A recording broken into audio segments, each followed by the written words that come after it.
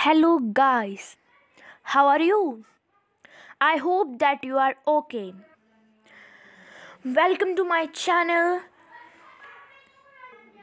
So, guys, here's the first video of 2021, and today we are gonna read the next chapter of history, chapter number 12, which is the national movement second phase. So, guys, I have completed all the chapter, the national movement first phase. If you haven't seen that chapter, all the parts, I have made 4 parts and short explanation. Then go and watch it first. After that, you should listen this video, watch this video, and read this chapter. So, guys, you should be known about the first phase, what happened in first phase, and how the people became aware about their national identity. So after that, you should read this chapter. So, guys, let's start the chapter. So, guys, let's begin the chapter. So, the national movement entered a new phase after the arrival of Mahatma Gandhi, born on 2 October 1869 at Porbandar, Gujarat. He received his early education in India. So guys, national movement जो थी वो अगले पड़ाव पर तब पहुंची जब Mahatma Gandhi India में वापस आ गए, जो कि जिनका जन्म हुआ था 2 अक्टूबर 1869 में। कहाँ पे हुआ था? पोरबंदर, जो कि है गुजरात में। उन्होंने जो अपनी छोटी एजुकेशन थी, मतलब कि जो पहले की एजुकेशन थी, you can say up to 10th + 2 8th and this much education, वो उन्होंने ली थी इंडिया से ही। लेटर ही went to England to study law. उसके बाद वो कानून को पढ़ने के लिए इंग्लैंड चले गए। उसके बाद उसको कानून को प्रैक्टिस करने के लिए कि कैसे सब होता है, वो उसकी प्रैक्टिस करने के लिए साउथ अफ्रीका चले गए। During his stay there, he fought against the oppression of the white rulers against the Indians living there. So guys, जब वो वहाँ पे जितना भी टाइम उन्होंने प्रैक्टिस किया, वहाँ पे उन्होंने ऐसे केसेस लड़े कि जैसे भी जो अनजस्ट ट्रीटमेंट करते थे, अनजस्टिस करते थे जो वाइट पीपल, इंडियंस, जो वहाँ पे इंडियंस रहते थे उनके साथ, तो उनके खिलाफ, उसके खिलाफ वो वहाँ पे उन्होंने मतलब कि केसेस ट्राई किए या फिर लड़े। During this struggle he about the concept of satyagraha और non violent struggle against operation. It was based on truth और सत्य एंड नॉन वायलेंस और अहिंसा। सो गाइस, जब वो ये स्ट्रगल कर रहे थे, उन्होंने एक कंसेप्ट को अंदर लिया जो कि था सत्याग्रह का कंसेप्ट, मीन्स नॉन वायलेंट। ठीक है, कि कोई भी फोर्स वगैरह नहीं यूज़ करनी, हम बिना फोर्स के सब लड़ेंगे ऑपरेशन के खिलाफ। You can, operation means unjust treatment, that they not rate everyone equally. It was based on truth और सत्य, वो ट्रुथ पर बेस्ड था, सत्य पर बेस्ड था, और नॉन वायलेंस मतलब कि अहिंसा पर बेस्ड था कि हमने हमेशा सच बोलना है और फोर्स का, ताकत का इस्तेमाल, जोश का इस्तेमाल बिल्कुल भी नहीं करना है। Gandhi ji returned to India in 1915 to understand the conditions in India. He traveled across the country. Gandhi ji India में 1915 में वापस आए और पूरी कंडीशन को समझने के लिए उन्होंने पूरी कंट्री में ट्रैवल किया इधर उधर, और उनको कंक्लूजन मिली कि जो लोग हैं वो सच में ही बहुत ज़्यादा स्ट्रगल कर रहे हैं अपनी नेशनल आइडेंटिटी को लेकर, नेशनलिज्म को लेकर, और उन्होंने इंडिपेंडेंस को अचीव करना है, ये उनका मेन गोल है। ठीक है। It also had to reform society. He founded the Sabarmati Ashram near Ahmedabad and welcomed people of all castes and religions to it. और वो टाइम था बहुत सारे चेंजेस लाने का। Reform means make changes in anything about what we are talking. मतलब कि तब वो टाइम था सोसाइटी में चेंजेस लाने का, और गांधी जी ने एक आश्रम को स्थापित किया, जिसका नाम था साबरमती आश्रम, जो कि अहमदाबाद के पास है। और उन्होंने वहाँ पे सभी कास्ट, सभी जातियों और धर्मों के लोगों का स्वागत किया। He also started a nationwide movement against untouchability. He called people of the so-called lower caste Harijans और God's children. उन्होंने पूरे मतलब के पूरी कंट्री में फैला दी एक मूवमेंट अनटचएबिलिटी मूवमेंट, मतलब कि अनटचएबिलिटी के अगेंस्ट। अनटचएबिलिटी मतलब कि जो अमीर लोग थे या वो ऐसा गरीब लोगों को, छोटी जातियों और छोटे धर्मों के लोगों से कुछ भी वो करवाना अच्छा नहीं समझते। वो अशुभ समझते थे कि अगर उन्होंने उसके बर्तन को भी हाथ लगा दिया, उनको हाथ लगा दिया, उनकी परछाई भी नहीं पड़नी चाहिए उन पर, तो गाइस वो उसको शुभ समझते थे। इसके खिलाफ गांधी जी ने एक मोमेंटम स्टार्ट की थी, ठीक है। और जो ऐसे लोग थे जो लोअर कास्ट से बिलोंग करते थे लोग, उनको गांधी जी हरिजन्स कहते थे। हरिजन्स मतलब के गॉड्स चिल्ड्रन, भगवान के बच्चे। Gandhi ji also worked to revive village crafts. Small industries were started in many villages. Gandhi ji ने विलेज क्राफ्ट्स को वापस लाने के लिए भी काम किया, मतलब कि जो हैंड क्राफ्ट्स थे, आर्ट वर्कर्स थे, उनको वापस लाने के लिए, क्योंकि वो पहले तो अंग्रेज़ों ने बिल्कुल ही डैमेज कर दिए थे। फॉरेन अब्रॉड के कंपटीशन से मशीन्स आ गई थी और वो सब चीप मिलता था as compare to hand crafts और आर्टिशंस।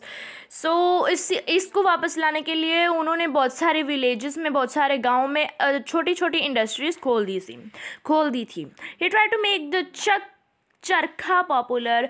खाड़ी was popularized as a symbol of self Reliance.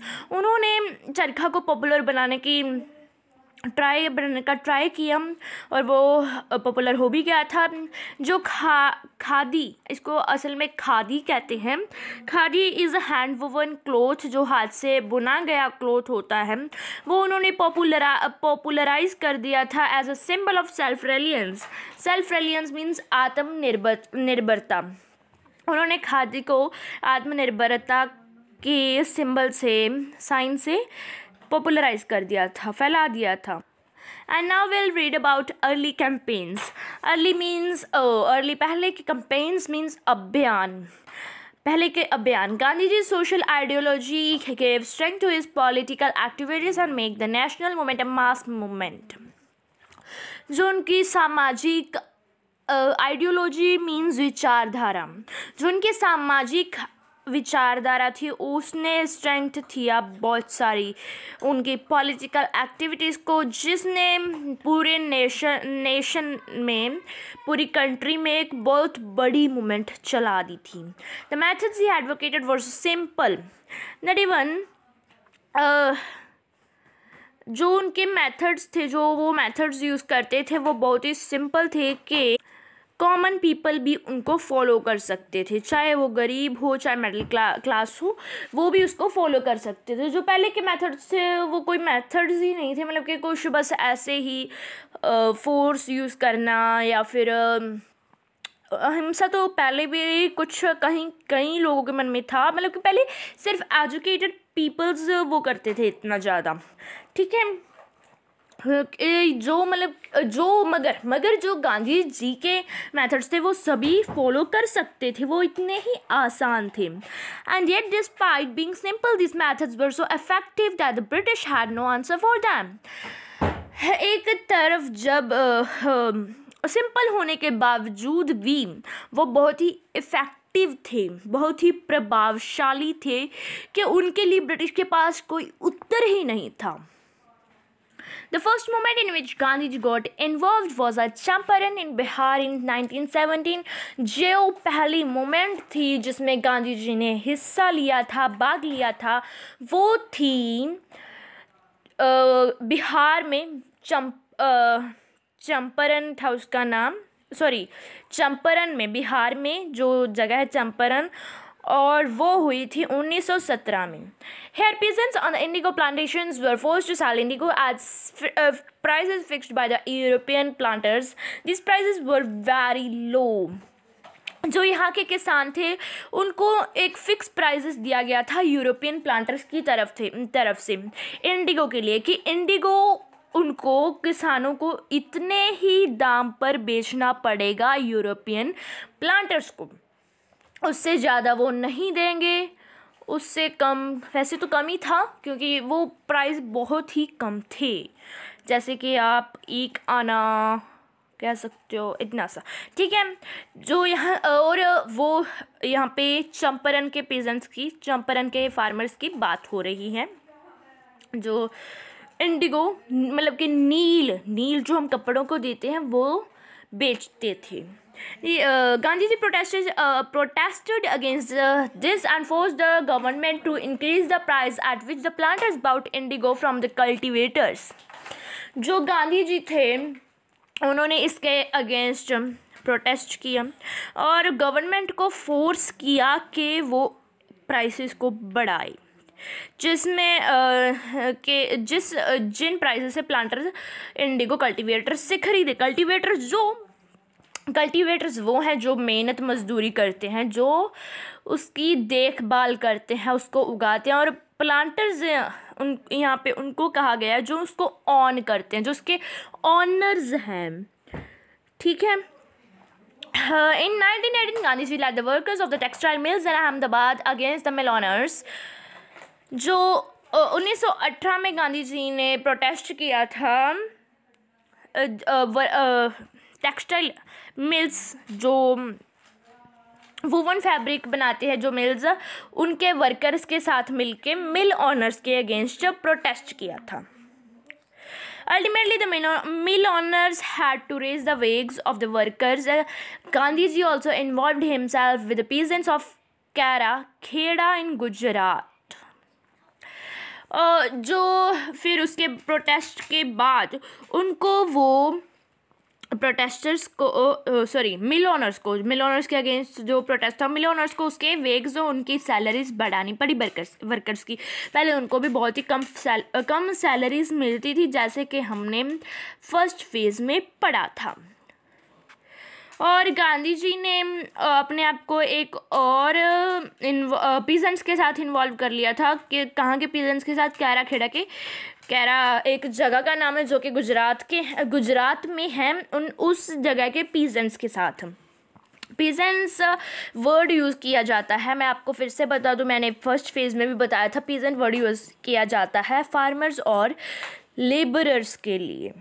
His agitation forced the government to suspend tax collection because the crops had failed that year। जो उनकी एगिटेशन थी, जो उनकी movement थी, जो उनका एक्ट था, उसने गवर्नमेंट को फोर्स किया कि वो टैक्स कलेक्शन को सस्पेंड कर दे, क्योंकि उस साल क्रॉप्स फेल हो गए थे, उगे नहीं थे, या फिर ऐसा कोई कारण हो गया था, कोई बारिश आ गई होगी, या फिर ड्राउट होगा, कुछ भी हो सकता है, किसी कारण से वो फेल हो।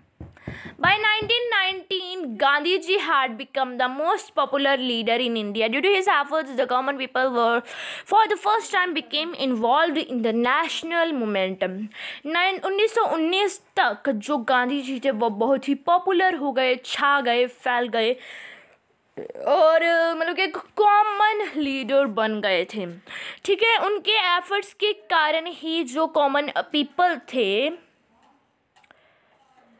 वो मोस्ट पॉपुलर लीडर बन गए थे, मैंने पहले कॉमन पीपल कह दिया था, ठीक। जो उनके एफर्ट्स के कारण जो कॉमन पीपल थे वो भी पहली बार नेशनल मूवमेंट में हिस्सा ले पाए थे, ठीक है। Numerous mass movements were started under his leadership. This movements initiated activities such as, और बहुत सारी मास मूवमेंट्स, बहुत सारी मूवमेंट्स उस समय शुरू हुई, और इन मोमेंट्स में कुछ ऐसी ये एक्टिविटीज़ थी जैसे कि पीसफुल डेमोन्स्ट्रेशंस, के वो बहुत ही पीसफुली प्रदर्शन करेंगे, जैसे कि अभी दिल्ली में किसान कर रही हैं। Boycott of courts and educational institutions, वो कोर्ट्स और एजुकेशनल इंस्टीट्यूशंस का बॉयकॉट करेंगे। पीसफुल डिफेंस ऑफ लॉ, मतलब कि पीसफुली, बिना कोई फोर्स या फिर ताकत यूज़ किए, वो पीसफुली ही अंग्रेज़ों के द्वारा, ब्रिटिश के द्वारा बनाए गए कानूनों का उल्लंघन करेंगे। Non payment of taxes and picketing of shops selling foreign goods, वो टैक्सेस नहीं भरेंगे और जो भी shops foreign goods foreign foreign के द्वारा बनाए गए कपड़े या फिर कोई भी चीज़ बेचेगा उनको पिकेट किया जाएगा, उनके बाहर धरने लगाए जाएंगे और ग्राहकों को अंदर आने नहीं दिया जाएगा और उनके फॉल्ट्स बताए जाएंगे। And guys, it is a picture of Mahatma Gandhi and his wife Kasturba Gandhi on their return to India in 1915। ये महात्मा गांधी और कस्तूरबा गांधी की पिक्चर है जब वो इंडिया में लौटे थे 1915 में। And guys, now we'll read about Montagu Chelmsford reforms 1919। After the First World War, the government passed the Government of India Act of 1919, popularly known as the Montagu Chelmsford Reform। पहले विश्व युद्ध के बाद सरकार ने एक कानून पास किया था जिसका नाम था government of India act of 1919, जिसको पॉपुलरली मॉन्टागू चेम्सफोर्ड रिफॉर्म्स कहा जाता था। Some of its important features were as follows, उसके कुछ इंपॉर्टेंट फीचर्स नीचे दिए गए हैं। The central legislative council was made bicameral, yes bicameral कि उसके दो चैम्बर्स होंगे, दो खाने होंगे। That is it would consist of 2 houses, उसके 2 हाउस कंसिस्ट होंगे उसमें, और जिसमें से पहला है the imperial legislative and assembly और दूसरा काउंसिल ऑफ स्टेट। ये दो उसके चैम्बर होंगे, ठीक है।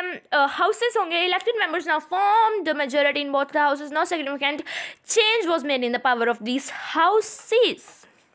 जो मेंबर्स इलेक्ट किए जाएंगे वो मेजॉरिटी फॉर्म कर देंगे दोनों हाउसेस में, और कोई भी नोटवर्थी सिग्निफिकेंट मीन्स नोटवर्थी चेंज नहीं आया था इन हाउसेस की पावर में, ठीक है। जो सिस्टम ऑफ डायरची और dual system was introduced in the provinces. Dyarchy का means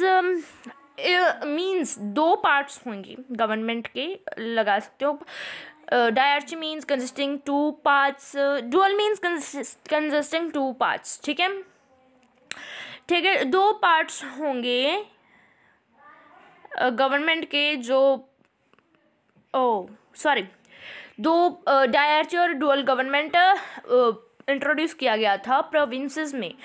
the state subjects were divided into 2, जो स्टेट के सब्जेक्ट्स थे या फिर जो भी रूल करते थे उनको 2 पार्ट्स में डिवाइड कर दिया गया था, जिसमें पहला था रिजर्व्ड और दूसरा था ट्रांसफर्ड। और रिजर्व्ड और ट्रांसफर्ड हम देख लेते हैं कि रिजर्व्ड में क्या था और ट्रांसफर्ड में क्या था। Subjects like finance and police, which the British considered more important, were put in the reserved list। जो जैसे कि फाइनेंस और पुलिस, ये जो दोनों है वो ब्रिटिश के अंडर आ गए थे, मतलब कि वो ब्रिटिश को ज़्यादा इम्पोर्टेंट लग रहे थे, इसलिए वो रिजर्व्ड लिस्ट में थे। And they were under the control of the governor and his council. और वो किसके कंट्रोल के अंडर थे? जो वो गवर्नर होगा, जो भी रूल करेगा, और उसके काउंसिल के under. Subjects like education and public health, जो एजुकेशन और पब्लिक हेल्थ जिसको ब्रिटिश कम इम्पोर्टेंट समझते थे, वो रिस्पॉन्सिबिलिटी थी मिनिस्टर्स की, ठीक है, जो कि who were responsible to the legislature, जो लेजिस्लेचर के काम लेजिस्लेचर में काम करते थे, ठीक है। और जो असली पावर थी फिर भी वो ब्रिटिश के पास ही रह गई थी। The act disappointed the Indians, protests broke out all over the country. और जो एक्ट था ये उससे इंडियंस बहुत डिससेटिस्फाई हुए, डिसअपॉइंट हुए, ठीक है। और जो प्रोटेस्ट था वो पूरी कंट्री में फैल गया। इन मार्च 1919 the government pass the revolt act. और मार्च 1919 में गवर्नमेंट ने एक रिवॉल्ट एक्ट पास किया। Under it the government could arrest anyone without a warrant and imprison him without a trial. और इसके रिवॉल्ट एक्ट के अंडर, रिवॉल्ट एक्ट में क्या था कि जो गवर्नमेंट है वो किसी को भी आते जाते रोड पर ऐसे सीटियों पर जाते जाते व्यक्ति को भी अरेस्ट जैसे भी कर सकती है, और कोई भी वारंट नहीं देगी कि हमने इसको किस लिए कोई भी उसका वो नहीं बताएगी कि हमने इसको कोई भी रीज़न नहीं बताया कि किस लिए अरेस्ट किया, बिना रीज़न के अरेस्ट कर सकती है और बिना इम्प्राइजन, और उसको जेल की सज़ा या जेल में भी डाल सकती है विदाउट एनी ट्रायल, बिना ये किए, बिना वो जो जैसे कोर्ट्स में नहीं होता कि हम ये पर्सन को फाइंड करते हैं कि वो क्राइम वो गिल्टी है या फिर गिल्टी नहीं है, वो दोषी है या नहीं है, वो बिना पूछताछ, बिना जांच पड़ताल किए उसको अरेस्ट कर सकते हैं। सिंपल, मैंने बता दिया। This further aroused public anger and led to mass demonstrations, और इसने पब्लिक को बहुत ही एंग्री कर दिया और बहुत ही नेशन वाइड डेमोन्स्ट्रेशन हुए, प्रदर्शन हुए। A country wide protest was organized on 6 अप्रैल 1919, और एक पूरी कंट्री में फैल गया था प्रोटेस्ट जो कि ऑर्गेनाइज हुआ था 6 अप्रैल 1919 को, which was observed as the national humiliation day, और जिसको हम नेशनल ह्यूमिलिएशन डे से जानते हैं। आज भी 6 अप्रैल आप कैलेंडर में देख लेना, it is considered as national humiliation day, जिस दिन कंट्री वाइड पूरे देश में प्रोटेस्ट हुआ था इस रिवॉल्ट एक्ट के खिलाफ। So guys, and now next part will come. Here is the end of this part, first part of this chapter, and guys, it is a big chapter. It is big from first phase also. I think there can be 5 or 6 parts of this chapter, so be tuned and subscribe to my channel for more such videos. And if this video has helped you, then like the video, comment your doubts if you have any, and share this video with your friends so that they can also take benefit of this. And guys, thanks for watching.